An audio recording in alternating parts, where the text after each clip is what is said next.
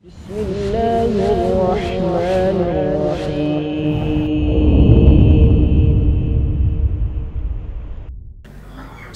salatu wassalamu ala rasulillah wa ala alihi wa sahbihi wa mawalah. Uhayyikum bitahiyatil Islam. Assalamualaikum warahmatullahi wabarakatuh.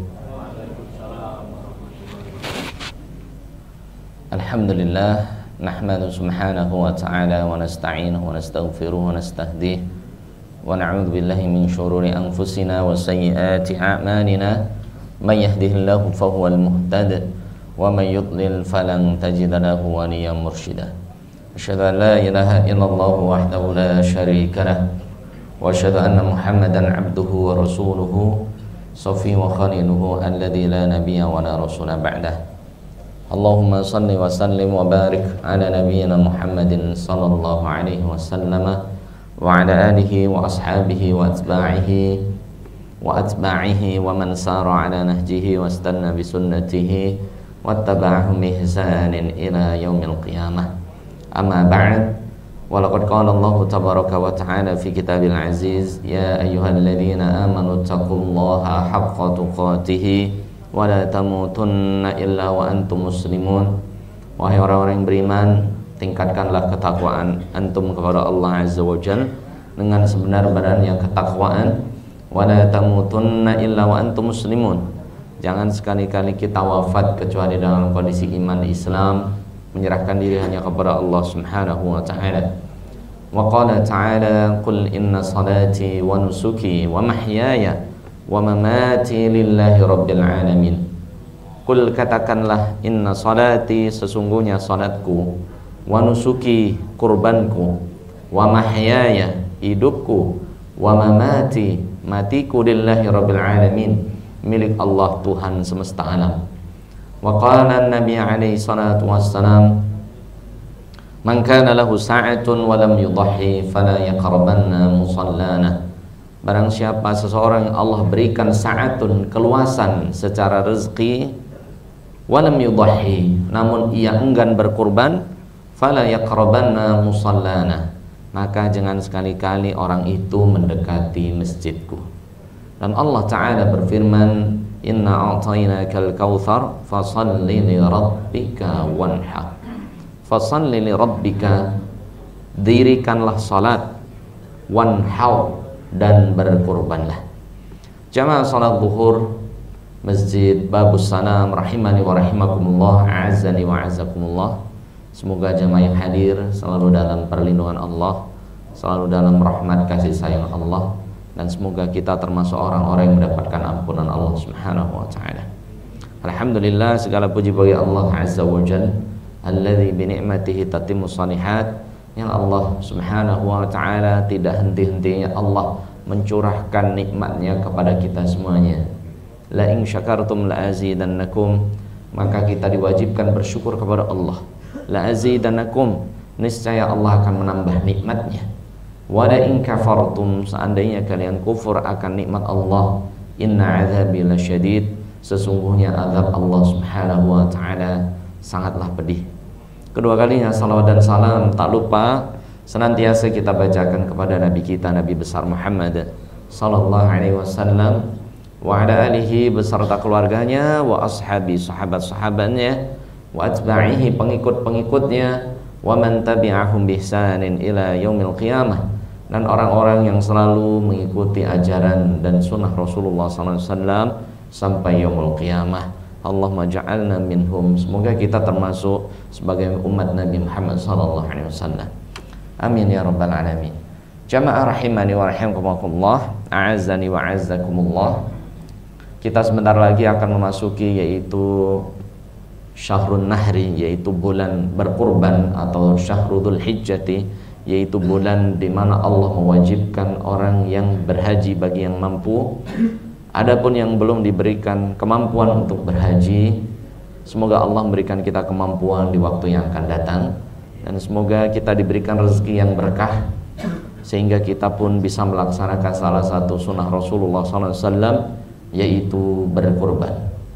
Jamaah rahimani wa rahimakumullah, kita tanggal 21 Dzulqa'dah 9 hari lagi kita akan memasuki bulan Dzulhijjah. Maka kita akan mempelajari yaitu bab tentang kurban dan syariat berkurban. Jadi jemaah rahimani wa rahimakumullah. Kurban itu ada beberapa kata. Yang pertama dari kata qarraba yuqarribu qurbanan, yang artinya adalah mendekatkan diri kepada Allah Subhanahu wa taala. Sebagaimana Allah taala berfirman di surat Al-Maidah surat ke-5 ayat 27. Jadi surat Al-Maidah ini ada satu ayat jemaah yang spesial. Al-Maidah itu terdiri dari 120 ayat. Ada satu ayat ketika santri ataupun kita dulu ngapal itu susah sekali. Silahkan baca, yaitu surah Al-Maidah ayat 27 jemaah. Ini ayatnya pendek, ini ayat 27, 28, 29 sampai 30. Ini ayatnya pendek-pendek. Pendek tapi bikin susah menghafal. Rupanya jemaah, ayat ini adalah ayat tentang kurban. Artinya apa? Membaca ayatnya susah. Menghafalnya apalagi mempraktekkan kurban. Ini lebih berat lagi. Ini Allah Ta'ala berfirman dari ayat 27-nya, "Watslu 'alaihim naba abnai Adam bil haqq." Kalau antum baca sekali pasti salah itu. Harus diulang lagi sampai benar. Ini ya. "Watslu 'alaihim naba abnai Adam bil haqq." Wahai Muhammad, bacakan kepada umatmu tentang dua kisah anak Adam, yaitu adalah Qabil dan Habil. Idh qarraba. Jadi kurban itu dari lafaz ini. Idh qarraba. Ketika kedua anak Adam tersebut mendekatkan diri. Jadi kurban itu artinya apa? Mendekatkan diri. Kurbanan, yaitu dengan berkurban. Fatuqubbila min ahadihima wa lam yutaqabbal minal akhar. Satu kurban yaitu kurban Habil diterima, wa lam yutaqabbal minal akhar. Adapun kurban Qabil tidak diterima. Qala la aqtulannak. Akhirnya apa? Qabil marah dan dia akan membunuh saudaranya Habil. La aqtulannak, aku akan membunuhmu nanti. Gitu ya. Qala innama yataqabbalullahu minal muttaqin. Sesungguhnya Allah menerima kurban dari orang yang bertakwa. Ya. Coba rahimani wa rahimakumullah. Jadi Qabil dan Habil ini adalah dua putra dari Nabi Adam alaihi assalatu wassalam. Jadi syariat kurban itu bukan dari Nabi Ibrahim atau dari Nabi Muhammad SAW, tapi sejak Nabi Adam, manusia pertama diciptakan, itu sudah ada perintah apa? Berkurban. Bila ada perintah apa?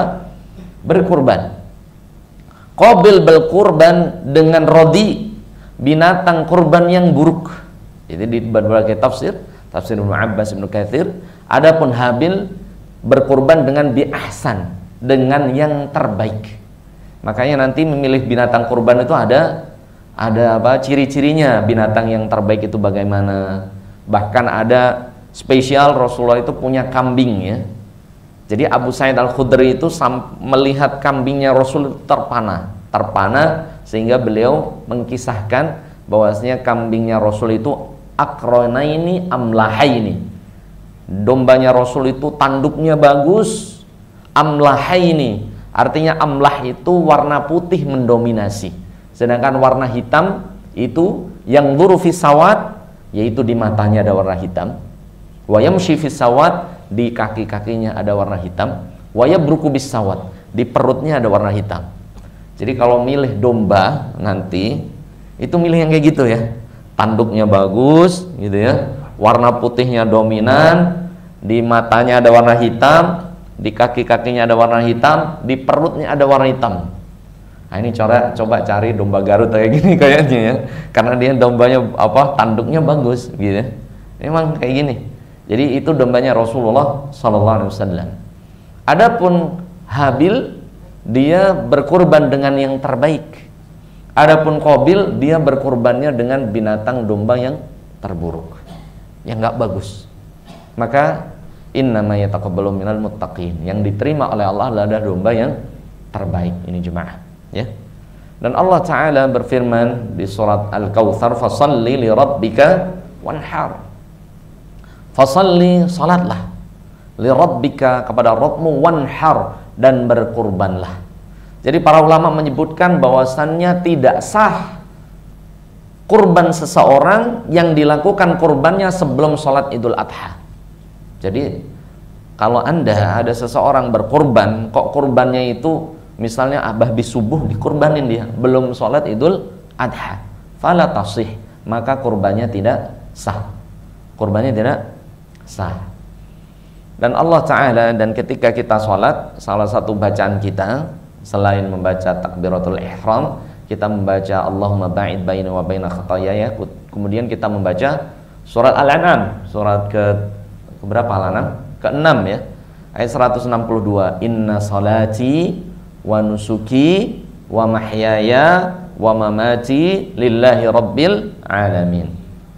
Inna salati, sesungguhnya salatku, wa nusuki, dan kurban, wa mahyaya, hidupku, wa mamati, matiku, lillahi rabbil alamin, milik Allah Subhanahu wa ta'ala. Jadi kita jangan sampai pas sholat kita baca inna salati wa nusuki wa mahyaya wa mamati lillahi rabbil alamin, gak kurban-kurban. Padahal kita setiap sholat mengikrarkan inna salati, salatku, wa nusuki, kurbanku, wa mahyaya, hidupku, wa mamati, matiku, lillahi rabbil alamin. Bahkan sebagian imam, salah satunya Imam Malik bin Anas rahimahullah ta'ala rahmatan wasi'atan, beliau mengatakan bahwasanya kurban ini hukumnya wajib bagi yang mampu, berdasarkan hadis dari sahabat Abu Hurairah radhiyallahu ta'ala anhu, man kana lahu sa'ah, barang siapa seseorang yang Allah berikan keluasan berupa sa'ah, itu luas, artinya rezekinya itu lapang, walam yudhi, namun dia tidak mau berkurban, fala yaqrabanna musallana, jangan sekali-kali dia mendekati masjidku. Artinya orang yang diberikan keluasan rezeki ini kemudian tidak mau berkurban, Rasul tuh nggak suka sekali sama orang ini. Oleh sebab itu jangan sekali-kali orang ini masuk masjidku. Jangan sekali-kali orang ini masuk masjidku. Nah ini jemaah ya. Dari hadis ini Imam Malik mengatakan hukum berkurban bagi yang wajib, bagi yang mampu hukumnya wajib. Adapun imam yang lain tetap hukumnya sunnah muakkadah, artinya sunnah Rasulullah SAW yang sangat dianjurkan. Ini jamaah rahimani wa rahimakumullah. Kemudian kurban itu juga Rasulullah SAW beliau bersabda, kurban itu tidak tentu sesuatu yang mahal jemaah. Dalam hadis diriwayatkan, ini periwayatnya ada Salman Al-Farisi salah satunya. Beliau mengatakan bahwasanya dakhala rajulun bidzubabin annar wa dakhala rajulun bidzubabin fil jannah. Ada orang yang masuk surga karena lalat, ada seseorang yang masuk neraka karena seekor lalat. Kita bayangkan, orang masuk surga karena lalat, ada orang juga masuk neraka karena lalat. Beliau meriwayatkan bahwasannya Rasulullah SAW bersabda, ada dua orang, dia memasuki suatu hutan, hutan itu ada penunggu jin. Maka jin itu memberikan syarat, barang siapa mau selamat, qarrib walau bidzubab. Jadi qarrib itu artinya apa? Berkurban, mendekatkan diri kepadaku ya, dengan berkurban. Maka orang pertama mengatakan, saya tidak akan mau berkurban. Maka jin itu berkata, qarrib walau bidzubab. Udah, kurbannya nggak perlu domba, nggak perlu sapi, nggak perlu kepala sapi, kepala domba, berkurbanlah walau dengan lalat. Maka orang ini, orang yang mempunyai iman, dia mengatakan, la, inna salati wa nusuki wa mahyaya wa mamati lillahi rabbil alamin. Salatku, kurbanku, hidupku, matiku hanya untuk Allah. Maka orang ini pun dibunuh oleh jin tersebut dan masuk surga. Hati-hati yang diproyek ini ya. Bukan kurban dengan sapi, kurban dengan bunga aja termasuk dosa besar. Apa ngelarung, apa jembatan biar awet, dikasih kepala ayam. Itu kepala ayam ini lalat saja bisa menyebabkan orang masuk neraka. Adapun orang yang kedua, dia disuruh oleh jin tersebut, qarrib, berkurbanlah. Dia mengatakan, saya tidak ada yang saya kurbankan. Qarrib walau bidzubab, berkorbanlah walau dengan seekor lalat. Akhirnya orang ini berkorban dengan seekor lalat. Lalat ini ada harganya tidak jemaah? Ada harganya tidak kira-kira? Gak ada. Sesuatu yang dari tempat jorok kotor dengan ya lalat. Akhirnya orang ini berkurban dengan seekor lalat, kemudian mati juga, dakhalan nar. Orang ini pun masuk neraka. Jadi berkurban itu mendekatkan diri. Kalau mendekatkan diri kepada Allah, ibadah. Dan kurban ini adalah salah satu bentuk ibadah khususiyah untuk Allah. Tidak boleh kepada selain Allah Subhanahu wa ta'ala. Baik itu kepada jin ataupun penunggu laut, Nyi Roro Kidul, Nyi Blorong, macam-macam, penunggu gunung dan lain sebagainya. Walaupun kurbannya dengan bunga, dengan telur, beras, walaupun satu biji pun itu bisa menyebabkan orang menjadi kufur, musyrik kepada Allah Subhanahu wa ta'ala. Ini jemaah. Jadi ini tentang apa? Kurban jemaah. Innama yataqabbalu minal muttaqin. Sesungguhnya kurban yang diterima oleh Allah adalah hanya kurban dari orang yang bertakwa saja. Karena orang yang bertakwa, dia akan berhati-hati dalam apa? Mencari apa? Rezekinya.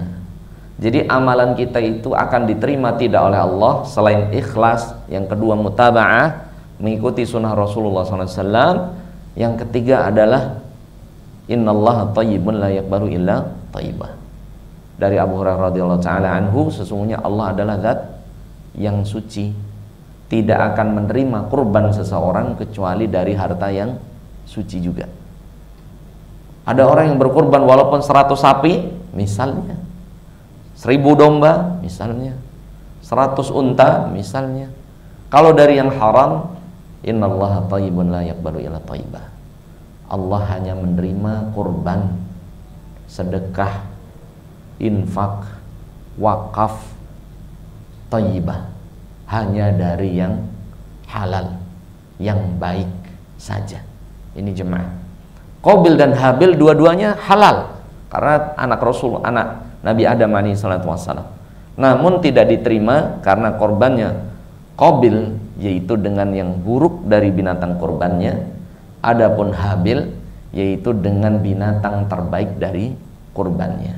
Maka yang diterima adalah kurban dari Habil. Jadi nanti ada syarat-syarat binatang kurban. Kalau ada binatang atau domba yang maiz, domba yang kecil itu usianya ada 6 bulan. Kalau domba biasa musinnah usianya setahun.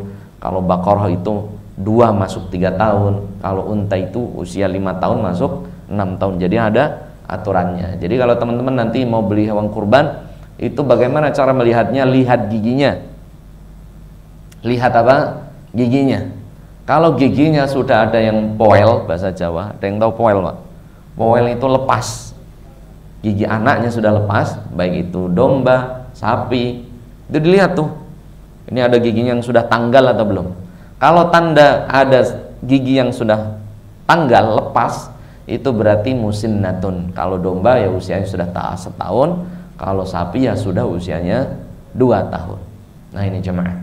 Jemaah rahimani wa rahimakumullah, a'azzani wa a'azzakumullah, yang dimuliakan oleh Allah Subhanahu wa taala. Juga bahwasannya kurban ini adalah disyariatkan juga kepada Nabi Ibrahim alaihi salatu wassalam. Padahal Nabi Ibrahim ini berdoa kepada Allah Subhanahu wa taala puluhan tahun jemaah.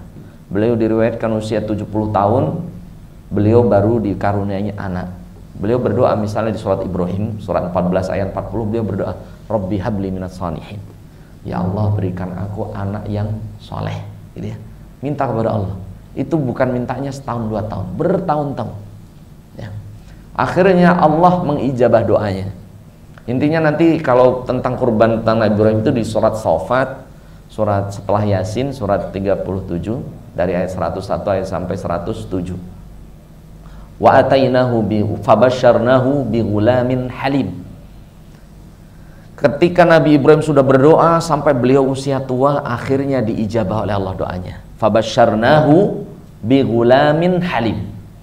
Kami berikan kepada Ibrahim bighulam, dengan anak laki-laki halim, yang anaknya itu lemah lembut, penuh kasih sayang kepada orang tuanya. Walamma di ayat 102-nya, walamma balagha ma'a sa'ya qala ya bunayya inni ara fil manami anni adbahuka fanzur madza tara qala ya abati if'al ma tu'mar satajiduni insyaallahu minas sabirin. Ketika Nabi Ismail alaihi salatu wassalam, beliau itu sa'ya di usia yang masih muda, murahaqah, itu usia sekitar belasan tahun jemaah. Ini arafil manam, ini syariat kepada Nabi Ibrahim. Aku melihat dalam mimpiku, anni adzbahuka, Allah merintahkanku untuk mengorbankanmu. Ini aja. Coba bayangkan jemaah, kalau kita diberikan perintah oleh Allah untuk menyembelih anak kita, gimana jemaah? Berat tidak? Daripada nyembelih domba, beratan mana? Beratan nyembelih anak jemaah. Namun Nabi Ibrahim alaihissalam karena diperintah oleh Allah Subhanahu wa taala untuk dalam mimpinya, tapi sekali lagi jemaah ya, perintah Allah dalam mimpi itu untuk nabi dan rasul. Jadi kalau Anda bermimpi diperintahkan oleh Allah untuk begini begitu, kalau perintahnya tidak sesuai dengan sunnah rasul, maka itu mimpi dari syaitan. Karena ada orang tiba-tiba buat syariat baru, dia berbuat demikian karena dalam mimpi diperintah oleh Allah katanya. Ini tidak bisa jemaah. Ini pun hanya khusus untuk para nabi dan rasul. Falamma balagha ma'u sa'ya qala ya bunayya inni ara fil manam anni adbahuka fanzur madza tara. Qala ya abati if'al ma tu'maru satajiduni insyaallah minas sabirin. Wahai ayahku, laksanakan perintah Allah. Satajiduni insyaallah minas sabirin. Engkau akan mendapatiku sebagai orang-orang yang sabar atas perintah Allah Azza wa Jalla. Ini jemaah, bagaimana seorang ayah yang merindukan kelahiran seorang anak, bukan hanya yang menikah baru 5 tahun, 6 tahun, 7 tahun, beliau sudah menikah sampai beliau usia 70 sampai 75 tahun jemaah. Baru dianugerahi Nabi Ismail alaihi salatu wassalam. Lagi senang-senangnya main dengan Nabi Ismail alaihi salatu wassalam, ada perintah untuk mengorbankan yang paling dia cintai. Siapa yang paling dicintai oleh Nabi Ibrahim alaihi salatu wassalam? Apakah binatang kurban? Apakah ternak? Apakah kebun sawahnya? Bukan. Anak jemaah. Dan Allah memerintahkan untuk menyembelih Nabi Ismail alaihi salatu wassalam. Dan di ayat 103-nya, falamma aslama wa tallahu lil jabin. Ketika dua-duanya sudah pasrah, Nabi Ibrahim sudah menghunuskan pisaunya, Nabi Ismail sudah meletakkan lehernya ya di batu jemaah untuk siap disembelih. Qala saddaqta ru'ya. Allah pun berfirman, engkau telah membenarkan apa yang telah menjadi perintahku dalam mimpimu. Kemudian wa fadainahu bidzibhin azim, di ayat terakhirnya 107, bukan terakhirnya. Ayat 107-nya wa fadainahu bidzibhin azim. Ketika dua-duanya sudah pasrah, Nabi Ibrahim ya menyembelih Nabi Ismail, sudah meletakkan apa? Lehernya. Allah ganti wa fadainahu bidzibhin azim. Kemudian Allah ganti bidzibhin azim. Dzibhin azim ini dengan sembelihan yang agung. Di dalam tafsir sembelihan yang agung ini adalah kabsyun, yaitu seekor domba. Jadi kurban yang paling baik adalah kurban dengan seekor domba. Kalau dombanya 1 dibanding 1/7 sapi atau 1/10 unta. Kalau sapi dengan unta, sapi 1 unta 1, pahalanya besaran mana Pak? Ya jelas sapi. Tapi kalau 1/7 sapi dengan 1 domba, lebih utama 1 domba. 1/10 unta dengan 1 domba, lebih utama 1 domba. Karena yang sering disembelih oleh Nabi alaihi salatu wasallam adalah domba. Nah, kecuali nanti beliau di haji wada ya, di haji terakhir beliau sallallahu alaihi wasallam sebelum beliau wafat, beliau diriwayatkan oleh Imam Bukhari Muslim, beliau itu menyembelih 100 unta. Itu Rasulullah sallallahu alaihi wasallam di haji wada, di haji terakhirnya Rasul, beliau berkorban dengan 100 ekor unta. Adapun sebelumnya beliau berkorban dengan seekor domba. Ini jemaah. Jadi kalau disuruh milih sepertujuh sapi atau satu ekor domba, maka lebih utama domba. Lebih utama domba. Tapi kita lihat maslahah. Ya, karena ada suatu kampung yang memang nggak suka daging domba misalnya ya. Dia lebih sapi. Ya tafadhal, ini tergantung urf, tergantung daerah masing-masing. Tetapi sesungguhnya daging yang paling nikmat dan paling disukai Rasulullah SAW adalah daging apa? Domba. Ini jemaah ya. Daging apa? Domba. Ini jamaah rahimani wa rahimakumullah. Dan Nabi SAW, jamaah rahimani wa rahimakumullah, beliau itu ketika berkurban itu beliau sering berkurban dengan tangannya sendiri. Jadi latihan untuk jamaah ketika berkurban itu diusahakan menyembelih sendiri. Latihan. Jangan diwakilin terus seumur-umur nggak pernah berkorban dengan tangannya, tapi diusahakan untuk berlatih.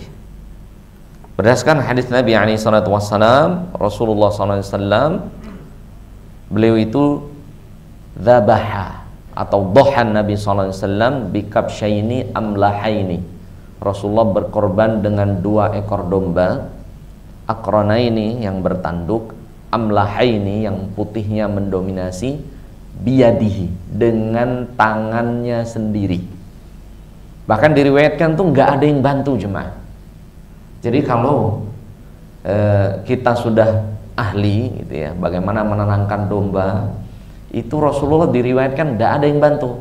Tidak ada Abu Hurairah megangin kakinya atau Abu Bakar memegang kepalanya. Kalau kita kan domba itu yang megang 5 orang kali ya, sampean.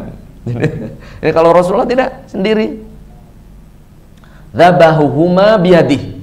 Rasulullah itu menyembelih 2 domba itu dengan tangannya sendiri. Wa wada'a rijlahu ala sifahihima, dan Rasulullah meletakkan kakinya atau lututnya, ada 2 riwayat, kaki atau lututnya ala sifahihima, yaitu di leher domba tadi. Wasamma wa kabbar, dan Rasulullah SAW sama itu apa artinya jemaah? Tasmiyah wa kabbar. Jadi hati-hati, ada istilah tasmiyah, ada istilah basmalah. Apa perbedaan tasmiyah dan basmalah? Ada yang paham tidak? Tasmiyah dan basmalah. Pak Sofyan, apa tasmiyah wa basmalah? Enggak tahu, malah selamat antum. Barakallahu fiik. Jangan jawab kalau enggak tahu ya. Ada istilah tasmiyah, kalau di dalam menyembelih itu tasmiyah. Wasamma wa kabbar. Rasulullah mengucapkan tasmiyah. Tasmiyah itu bismillah, cukup. Itu namanya tasmiyah. Adapun basmalah, bismillahirrahmanirrahim. Jadi kalau korban bukan bismillahirrahmanirrahim, Allahu Akbar, bukan. Karena ada yang demikian. Kenapa jamaah sebagian ulama menyatakan la yaliq, tidak pantas, ta'liqu sifatir rahman war rahim bidzabhi. Karena memang tidak pantas sifat Rahman dan Rahimnya Allah dikaitkan dengan menyembelih. Makanya cukup tasmiyah. Bismillah, Allahu Akbar. Begitu juga makan, itu yang kuat itu tasmiyah atau basmalah? Tasmiyah. Sebagaimana Rasulullah melihat ada seorang ghulam, ya, namanya Abdullah. Ya Abdullah, ya ghulam, samillah wa kul biyaminik. Wahai ghulam, samillah, sebelum makan ucapkan tasmiyah. Wa kul biyaminik, dan makanlah dengan tangan kananmu. Jadi tasmiyah itu cukup bismillah. Ya, lebih kuatnya adalah bismillah. Begitu juga kurban. Ini cukup dengan bismillah. Bismillahi wa kabbar, dan Rasulullah mengucapkan takbir. Allahu akbar. Allahu akbar. Adapun di riwayat lainnya, diriwayatkan oleh Imam Abu Dawud dan Ibnu Majah, ya, dari sahabat an Jabir bin Abdullah, Rasulullah SAW itu membaca satu ayat, yaitu inni wajjahtu wajhiya lilladzi fataras samawati wal arda hanifan musliman wa ma kana minal musyrikin Inna salati wa nusuki wa mahyaya wa mamati lillahi rabbil alamin. Baca ayat ini, kemudian wasamma wa kabbar.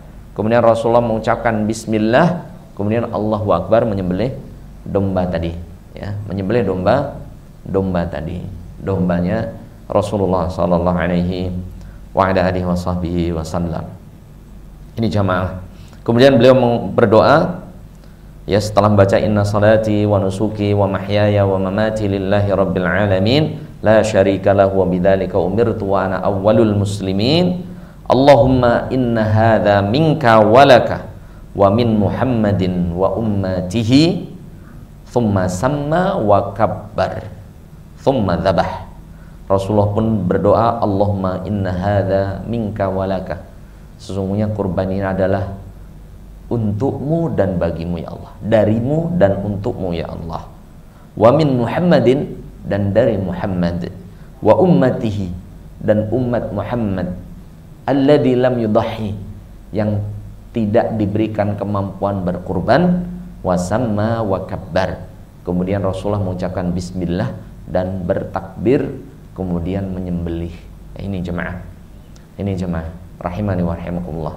Jadi domba ini nanti ada perinciannya bagaimana, domba apa yang baik, kemudian ada domba-domba yang punya aib-aib yang tidak boleh dikorbankan untuk Allah Azza wa Jalla, yang akan kita pelajari. Jamaah rahimani wa rahimakumullah. Kemudian bagi yang mau berkurban sebelum masuk bulan kurban ini, karena banyak yang salah begitu ya, yaitu tentang bab dilarang mencukur bulu yang ada dalam tubuh kita ataupun kuku yang ada dalam diri kita. Ini hadisnya dari sahabiah, yaitu istri Rasulullah SAW, namanya Ummu Salamah radhiyallahu taala anha. Rasulullah SAW bersabda, idza ra'aitum al-hilala dzilhijjah, barang siapa di antara kalian menyaksikan hilal dzilhijjah. Jadi hilal dzilhijjah ini diawali ketika masuk maghrib. Masuk maghrib besoknya tanggal 1 maghrib ini sudah masuk 1 Dzulhijjah. Misalnya Dzulqa'dah ini 29 hari, ya misalnya. Maka nanti malam ba'da maghrib itu sudah masuk Dzulhijjah. Orang yang niat berkurban, Rasulullah melarang fal yumsik sya'rahu wa adfarahu. Dan ketika kalian berkurban, maka fal yumsik, jangan dia memotong sya'rahu, rambutnya, wa adfarahu, dan juga kukunya. Kuku siapa ini, Pak? Kuku domba apa kuku orang? Kuku orang apa kuku domba? Atau kuku sapi yang nggak boleh dipotong ini? Kuku yang berkurban, karena sebagian orang yang salah menafsiri, yaitu kuku dombanya nggak boleh dipotong. Ini nggak apa-apa kalau kuku domba. Yang tidak boleh adalah kuku orang yang berkurban, sahibul kurban.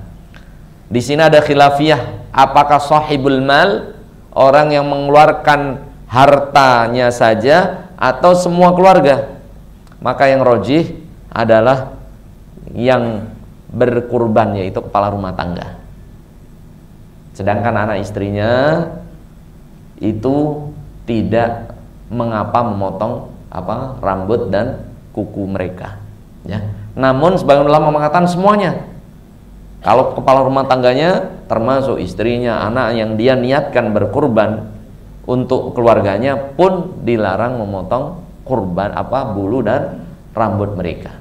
Maka ketika malamnya nanti adalah malam 1 Dzulhijjah, sehari atau 2 hari sebelumnya ya antum bersih-bersih rambut unnah. Unnah itu apa jemaah?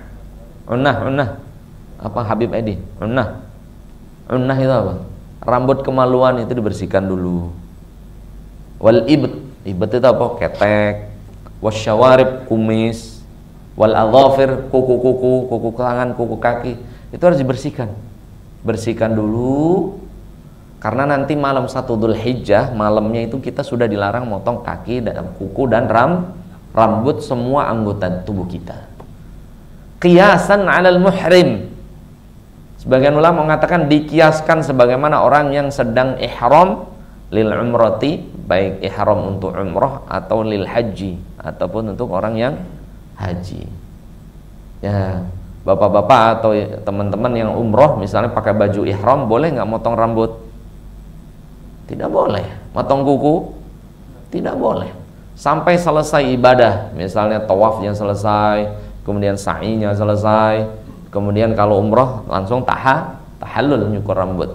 Kalau yang haji ya sampai apa? Yaumun nahri, sampai setelah di Arafah ke Mina, kemudian tawaf, kemudian yang terakhir adalah berkurban, baru tahallul, baru boleh memotong rambut dan kuku kita. Sebagaimana Allah Ta'ala berfirman, yaitu tentang ayat haji di surah Al-Baqarah dari ayat 196 sampai 201. Ayat 196-nya Allah Ta'ala berfirman, wa atimmul hajja wal umrata lillah, sempurnakanlah haji dan umrah untuk Allah. Fa in uhsirtum famastaysara minal hadi, kalau kalian dalam kondisi terkepung, maka berkurban dengan yang paling mudah. Berkurban dengan yang paling mudah. Famastaysara minal hadi. Terus habis itu apa ayatnya jemaah? Wa atimul hajja wal umrata lillah fa in uhsirtum famastaysara minal hadi wala tahliku. Nah, ini ayatnya. Wala tahliku ru'usakum hatta yablughal hadyu mahillah.